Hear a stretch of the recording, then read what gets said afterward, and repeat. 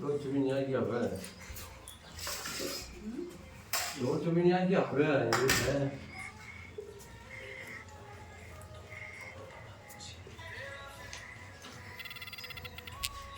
너 이제 나가 이제 사고.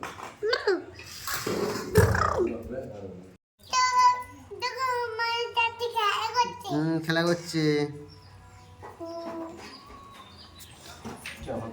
সেটা মুড়ি দিতে হবে এদেরকে না বলো মুড়ি চাটে ভাত দেবে তো এদেরকে খাবে